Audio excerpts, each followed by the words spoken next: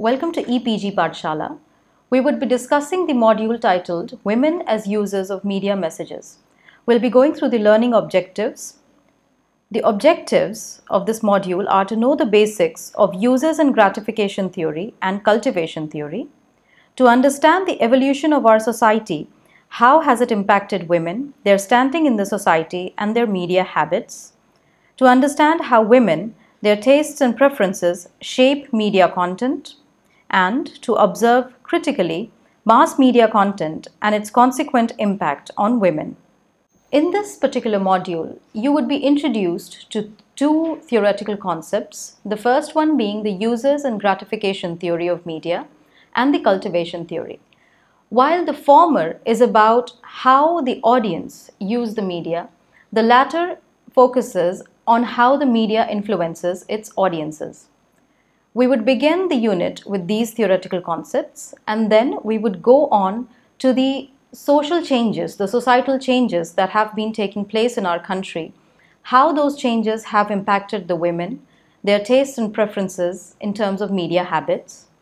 We would look at how their tastes and preferences, or how women as a target audience influence the media content, and how the media programming influences the women in general of the society. We would now go on to the module. So far in this unit, you have learnt about women and their place in our culture.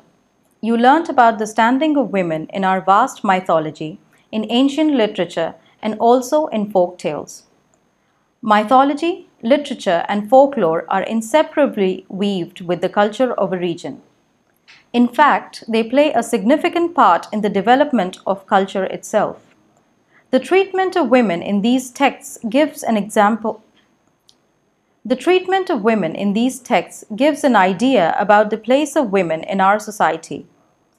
From mythology, ancient literature, and folk tales, our society has moved to various forms of media where cultural ideologies are reflected and formed at the same time.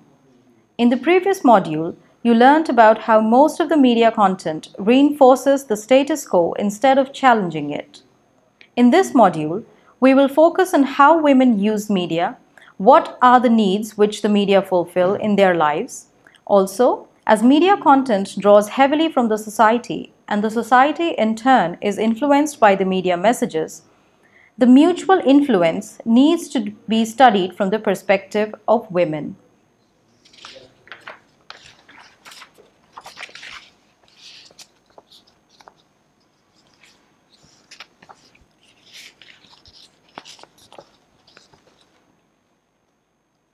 The rise of television as a powerful medium is particularly important in this context, as women form a very significant part of the total viewership. We'll move on to the theoretical background. The users and gratification theory. You need to know the basics of users and gratification theory as it deals with what the audience do with the media. While most theories of mass media are centered on the effects that media have on the audience, the users and gratification theory takes the opposite approach and studies the relations between media and audience the other way around, that is, from the perspective of the audience. It answers questions like why different people expose themselves to different media content, or what are the needs that the media satisfy for the viewers. Once you go through the main points of this theory, you will be able to apply it in the context of women and their choice of media content. As per the theory, a person turns to any form of media to satisfy needs from one or more of the following broad categories. The first one is cognitive needs. This category involves the need to know and understand things. The most obvious examples are that of news programs. People watch them primarily for information about what is happening around them and elsewhere. Further examples include shows on channels like on Discovery, National Geographic, etc. Affective needs. These are the needs involving emotional, pleasant, or aesthetic experiences. The media creates scenarios which make the audience feel happy, sad, or exhilarated through the characters, and audience seek such moments in their overall media experiences. The need for personal integration. Every individual seeks reinforcement of his or her personal beliefs externally. Media fulfill this need up to a great extent by portraying content based on different ideologies and beliefs. Media also enable the audience to identify with aspirational sections of the society. Besides this, an individual also develops a deeper understanding of his or her own likes, dislikes, and beliefs by being exposed to varied content. Social integration needs. People have a desire to know about others and their circumstances. It helps them to place themselves in a broader social context, find common aspects with others, have a basis for social interactions, and connect better with family and friends. Social integration also includes developing substitutes for tangible experiences and companionship through media. Tension release. This is perceived as the most common need for which people turn to media. People seek diversion from their everyday lives, a break from their daily routines, and an escape, even if it is temporary, from their problems. When a person sees a character defying odds and overcoming problems, he gets a taste of that experiences. Now we discuss the cultivation theory. We saw, through the users and gratification approach, how the audience use media. It is equally important to know how the media impact audience. Given by George Gerbner, the cultivation theory explains how the media influence thinking and behaviors of its audience. As the popularity of television grew tremendously in the 60s in the United States, Gerbner and his colleagues took up an extensive study to find out the impact of being exposed to violence on television for a long time. The hypothesis of the study was that prolonged exposure to violent content on television leads to a distorted outlook about the world as an unsafe place. The theory states that more time people spend on watching television, the more likely they will be to believe in the reality portrayed on screen. They develop false or misplaced perceptions of the actual world and reality. The two main concepts of this theory are discussed here. The first one being mainstreaming. Mainstreaming is the projection of a common, homogenized reality through the media. As per the theory, heavy viewers of television develop a common outlook towards the world by being exposed to the same ideas and images on the screen. They are themselves not aware of the distortion in their perceptions due to overexposure to media messages. For example, the perception of Indian audience about life in Western countries is heavily shaped from images in Bollywood films or TV shows. It's a well-known fact that the common perception about life in those countries is far from actuality. The reverse case, that is distortion of the perception of Western public about India as an underdeveloped nation, has a lot to do with the portrayal of India as a land of snake charmers and folk dancers in the Western media. The second concept is that of resonance. Resonance is that situation when the real-life circumstances of the viewer match the portrayal on the screen. Resonance increases the susceptibility of a viewer to television's cultivating power. For example, if a child belonging to a lower caste is being teased at school and the same child sees a lower caste character being ridiculed on television, he is very likely to develop a belief that the society is an extremely unfair place for people from lower castes. He might even develop bitterness towards the society in general and upper castes in particular. Resonance amplifies the power of television to construct a false notion of reality among heavy viewers. Changing role of women in society. Women, though not in majority but in large enough numbers, are becoming independent and confident. There are laws protecting their rights and they are becoming more aware of their standing in the society. These changes have affected every aspect of women's lives, starting from broad social norms to their everyday routines. This obviously implies influences on their tastes and preferences for media products. Before studying the interrelations of women and media, it is important to understand the environment in which both women and media function and interact. The following trends have brought about a remarkable change in women's standing in the society and consequently influence their exposure to and tastes for media content. We begin with literacy.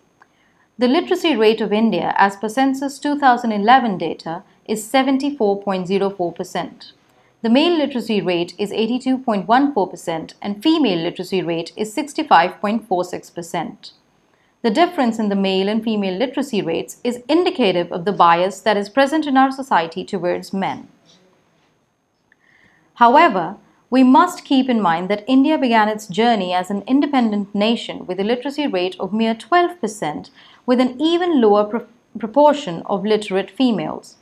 It can be said that although we are still far from attaining global levels of literacy, but we have made significant progress since independence. It must also be considered that through female literacy as a separate element is the most crucial factor towards women empowerment, the overall literacy rate has also played a role in bringing about a change in the social mindset.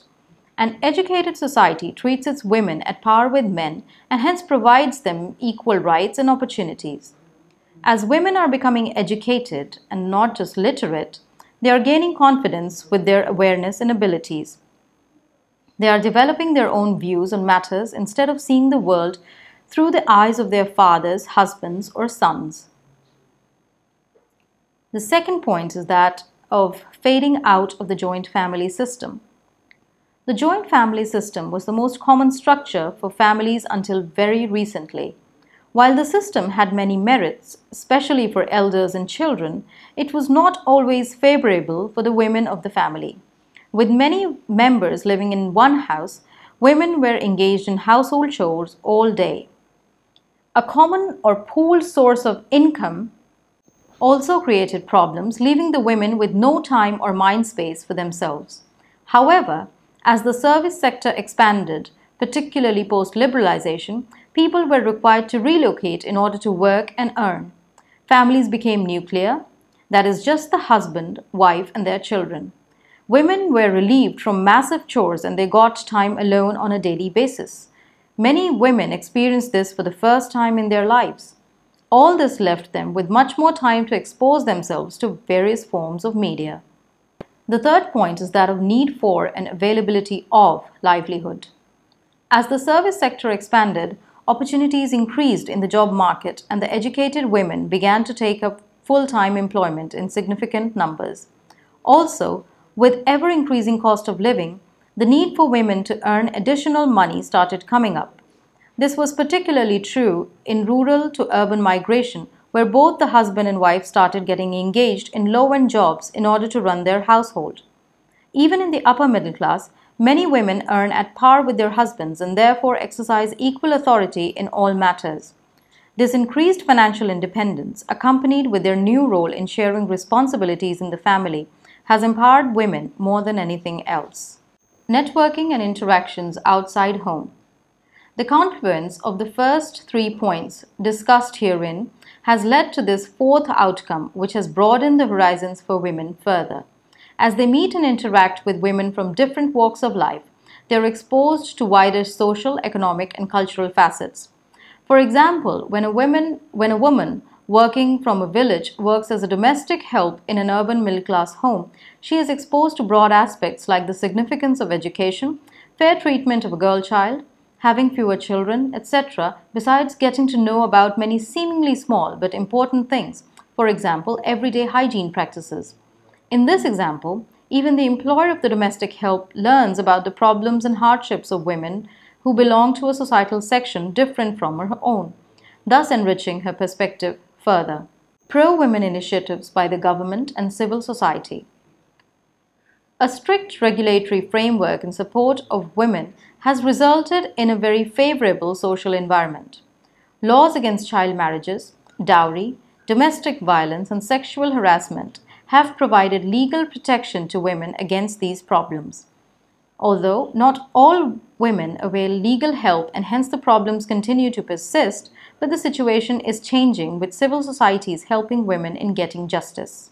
We now come to trends indicating changes in preferences of women audience. In the previous section, we went through some shifts that took place in our society and led to the position of women getting stronger. These changes had an impact on their exposure levels and tastes and preferences pertaining to media. In today's scenario, television comes up as the most popular medium when we discuss women. It is their daily companion while they are alone, their unwinding post-work, and their source of knowledge and information in many cases. It's not so that women are not exposed to films or radio or online media, but none of these media, barring a few exceptions in certain content, target women as their primary audience. Therefore, when we discuss women as consumers of media messages, we will consider content from all types of media, but television will remain in the center of our discussions. As we studied in the users and gratification approach, audience turn to media to gratify certain needs of their lives. Here, we will focus on the dominant trends in mass media which are incorporated in the content to attract female audience. We will also discuss the possible needs of women that lead to the popularity of these trends. We begin with female gaze. The male gaze, that is, filming of the female body from the perspective of a heterosexual man, has been common in Indian films for a long time.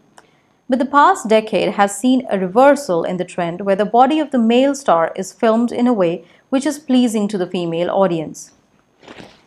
This trend has made its place on television as well, where only well-built, good-looking men are chosen for lead roles. This was not the case earlier when television programs casted actors based on their acting credentials and whose appearance could blend in with common people. Some very popular shows have even included intimate physical scenes which had never happened on family shows. Print ads of famous clothing and personal care brands strengthen this trend further. The popularity of this trend is a testimony to the fact that women seek pleasure and excitement from the media, a fact which was ignored for a long time in our country. The second trend is that of mild-mannered lead actors.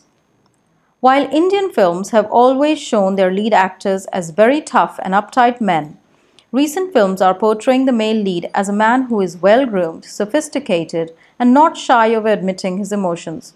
Television is no exception in this regard.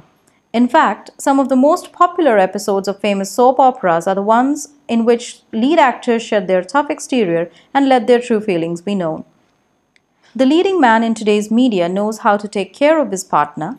He loves her, respects her, and pampers her, quite unlike his counterparts in the 90s or before.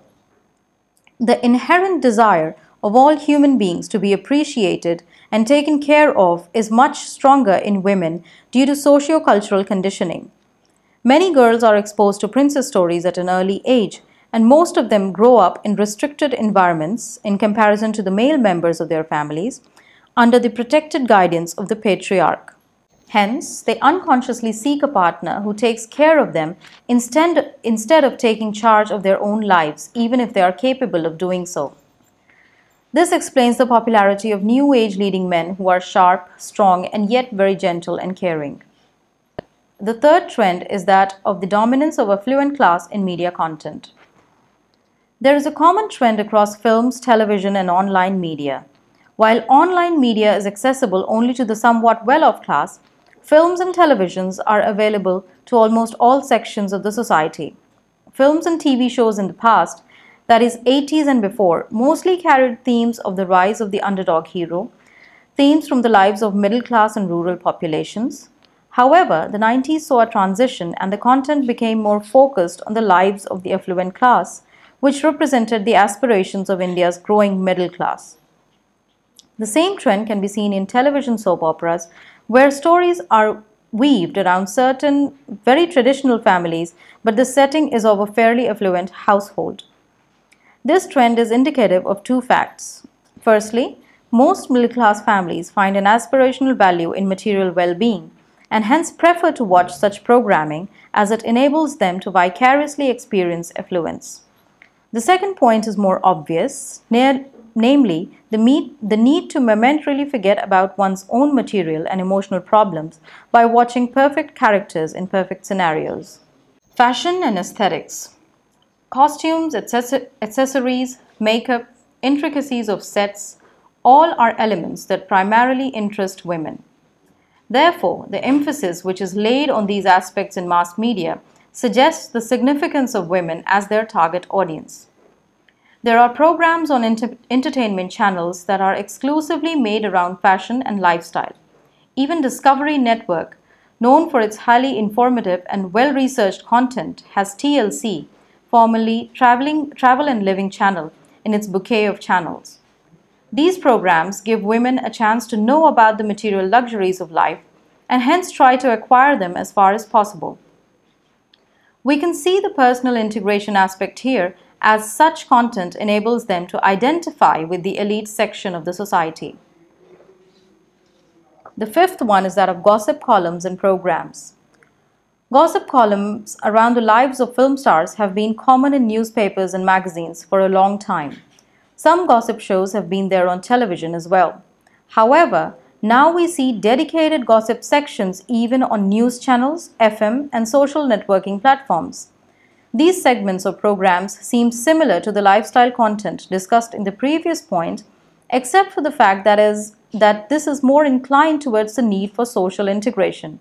It gives the viewers, mostly women, entertaining topics for conversation and hence the chance to bond with their peers.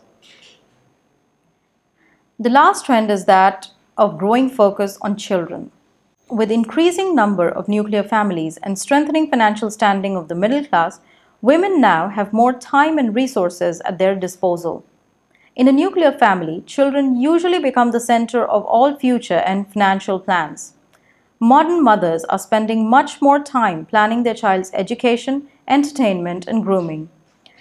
This reflects in media content as well, as we see more and more consumer good companies using children in their ads, insurance companies guaranteeing a safe future for children, cartoon channels running around the clock, reality shows on a hunt for the next little superstar, and an unusually high proportion of online portals discussing various aspects of motherhood and childcare. The recent focus of media on children is a reflection of the aspiration of new parents, particularly mothers, for their children. So in this particular unit titled Women as Users of Media Messages, you got a basic overview of the users and gratification theory and the cultivation theory.